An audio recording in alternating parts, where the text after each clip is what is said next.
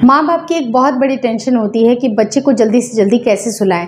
तो मेरे खुद के कुछ पर्सनल एक्सपीरियंस रहे हैं जो 10 से 12 टेक्निक आज इस वीडियो में मैं शेयर करने वाली हूँ। वीडियो काफ़ी इन्फॉर्मेटिव है, प्लीज़ शुरू से लेकर लास्ट तक ज़रूर देखिएगा। नमस्कार दोस्तों, मेरा नाम हर्षिता वर्मा है और आपका मेरे channel twins my world baby care पे बहुत बहुत स्वागत है। बेसिकली स्टार्टिंग का जो टाइम होता है, जिस टाइम पे आपका बच्चा बहुत छोटा होता है, उसको रात की रात फीडिंग करने की भी आवश्यकता होती है।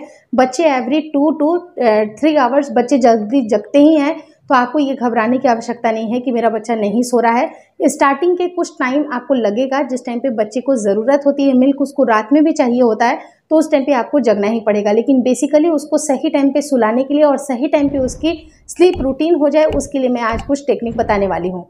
सबसे पहली चीज़ होती है कि आपको बच्चे को जब आप सुलाएं तो बच्चे के सोने के माहौल होने चाहिए।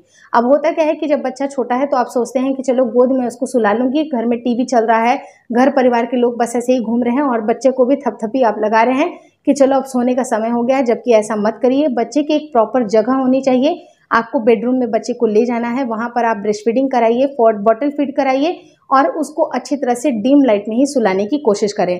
तो बच्चे को ये पता चल जाता है कि अब सोने का समय हो गया है। उसको जब डिम लाइट आप करिएगा तो उसको खुद ब खुद नींद आने लगेगी।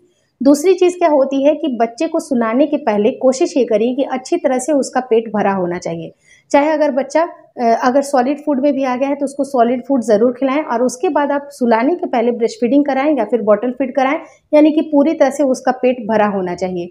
तीसरी चीज़ है जो कि आप जानते ही हैं कि आपको बच्चे को सुलाने के पहले उसकी अच्छी तरह से क्लीनिंग करनी चाहिए। यानी कि जब आप बच्चे को क्लीन करते हैं उस टाइम पे उसके डायपर को भी ज़रूर चेंज कर दीजिए। ऐसा ना हो कि बच्चे का डायपर बहुत पहले से चल रहा है, वो बहुत ज़्यादा गीला है, तो बच्चे को रात में सोने के टाइम पे भी इरिटेशन होगी और उसको अच्छी तरह से नींद नहीं आएगी। फोर्थ इंपॉर्टेंट चीज़ होती है वो होती है बच्चे की मालिश करना। तो बच्चे को जब आप मालिश करते हैं तो बेसिकली क्लीनिंग के टाइम पे आपको बच्चे को पूरी तरह से मसाज जरूर देना चाहिए।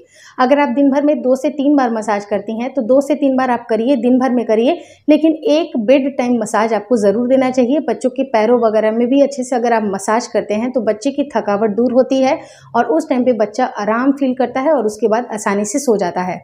पांचवी चीज़ क्या होती है कि बच्चों के सर को भी सहलाना स्टार्ट कर दे। जब अगर आप बच्चे को ब्रेस्ट फीडिंग करा रहे हैं उस टाइम पे हल्का हल्का उसके सर को सहलाइए या उसको पैम्पर करिए, उसके बाल में थोड़ी थोड़ी सी हलचल करते रहिए तो बच्चे को काफ़ी आराम मिलती है। या फिर उसके कान के पास आपको ऐसे ऐसे हल्की हल्की सी ये करनी है, थोड़ा सा उसको सहलाना है, प्यार करना है, दुलार करना है, तो वो जल्दी से जल्दी सो जाएगा। क्योंकि आजकल आपने देखा होगा कि बच्चे बहुत ज़्यादा रात में भी एक्टिव हो जाते हैं, टीवी देखते हैं, स्क्रीन टाइम देखते हैं और वो जल्दी सोते ही नहीं है। तो 6th पॉइंट बहुत इंपॉर्टेंट है कि आपको बच्चे को स्क्रीन टाइम बहुत कम कर देना है। जितना ज़्यादा आप स्क्रीन का एक्सपोजर करिएगा उतना बच्चे की जो होती है मोटर स्किल्स डेवलप होने में टाइम लगती है और उस टाइम पे बच्चे को अच्छी प्रॉपर नींद भी नहीं लगती है।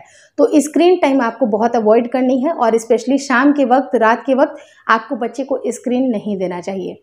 7th इंपॉर्टेंट पॉइंट क्या होती है कि आप बच्चे को कोशिश ये करिए कि बच्चे को जब आप मसाज कर रहे होते हैं तो उस टाइम पे उसके तलवे को रब करना ज़रूरी होता है। यानी कि जो बच्चे का जब पैर होता है उसके तलवे को अगर आप रगड़िएगा ज़्यादा तो उससे क्या होता है कि ब्लड का सर्कुलेशन काफ़ी अच्छा बनता है और ऐसा माना जाता है कि जब अगर आप फीट का मसाज करते हैं, फुट का मसाज करते हैं अच्छी तरह से, तो बच्चा जल्दी से जल्दी सो जाता है।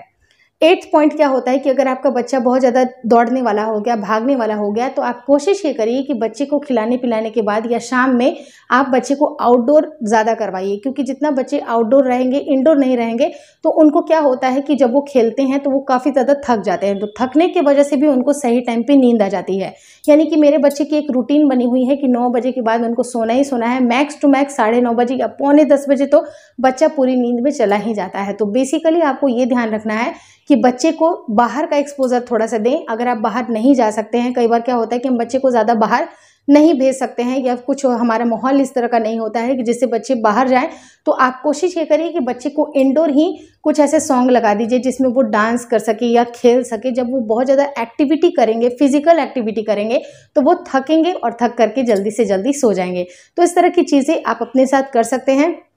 और 9th इंपॉर्टेंट पॉइंट क्या होती है कि आप बच्चे को कोशिश ये करिए कि बच्चे की डाइट बिल्कुल अच्छी होनी चाहिए। और डाइट में भी आपको ये ध्यान रखना है कि बच्चे को आप प्रॉपर फैट दीजिएगा, बैलेंस डाइट दीजिएगा, क्योंकि डाइट का भी बहुत अच्छा असर पड़ता है। अगर बच्चे को प्रोटीन की कमी कहीं ना कहीं रहती है तो बच्चा काफ़ी सुस्त होता है। तो बच्चे को प्रोटीन जितना अच्छा आप खिलाइएगा उतना बच्चे की एनर्जी भी बनी रहेगी और सही टाइम पे कार्बोहाइड्रेट भी देना ज़रूरी है।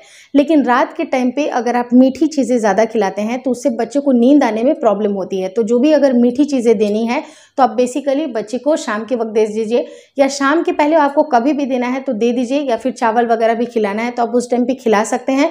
लेकिन आपको प्रोटीन का भी इस्तेमाल अच्छा करना है, जैसे कि बच्चे के अंदर इतनी शक्ति हो जितना वो खेल पाए, भाग पाए। क्योंकि अगर बच्चे के शरीर में अगर पोषक तत्वों की कमी होगी तो बच्चा सुस्त होगा, और सुस्त होगा तो वो बहुत ज़्यादा एक्टिविटी नहीं करेगा, उसकी डेवलपमेंट इतनी अच्छी नहीं होगी, तो प्रॉपर तरीके से स्लीप लगने में भी उसको दिक्कतें आती है। क्योंकि जिस बच्चे को आपने देखा होगा कि बच्चा अगर बीमार पड़ा है या कमज़ोर फील कर रहा है तो रात में भी उठ कर वो मतलब रोता है, इरिटेट होता है। तो कोशिश ये करिए कि बच्चे को आप जितना एक्टिव बनाइए, प्रोटीन की मात्रा अच्छी दीजिए, बच्चे को आउटडोर गेमिंग वगैरह खिलाइए, ताकि उससे उसकी ओवरऑल डेवलपमेंट भी होगी और अच्छी तरह से उसको नींद भी आएगी। Last but not the least, कई बार क्या होता है कि हमें ऐसा लगता है कि बच्चा काफ़ी ज़्यादा थक गया है तो चलो उसको थोड़ी देर आराम करने के लिए देते हैं। तो बेशक आप बच्चे को ज़रूर आराम कराइए, लेकिन दोपहर का टाइम को आपको फिक्स करना है कि इस टाइम से इस टाइम आपके बच्चे को सोना है। लेकिन 1 से 1.5 घंटे से ज़्यादा आपको बच्चे को दोपहर की नींद नहीं देनी है। जैसे कि अगर बच्चा 1 बजे या 2 बजे अगर सोता है तो मैक्स टू मैक्स आपको 2 बजे या 2:30 बजे तक बच्चे को उठा देना है, या ज़्यादा से ज़्यादा 3 बजे तक उठा देना है। शाम के समय तक जितना बच्चा सोता रहेगा वो रात के समय में उसको सोने में तकलीफ होगी। तो बच्चे की जो दोपहर की टाइमिंग अब फिक्स होनी चाहिए सोने की, यानी कि 1 घंटा, आधा घंटा या 1.5 घंटा आप अपने बच्चे के एज के अकॉर्डिंग उसको सुलाइए। लेकिन शाम के वक्त बच्चे को बिल्कुल ना सुलाइए, ताकि वो बिल्कुल फ्रेश हो जाएगा और रात में वो सोने में दिक्कतें करेगा। तो ये सारे पॉइंट्स को आप नोटिस ज़रूर कर लीजिए, काफ़ी इफेक्टिव पॉइंट है।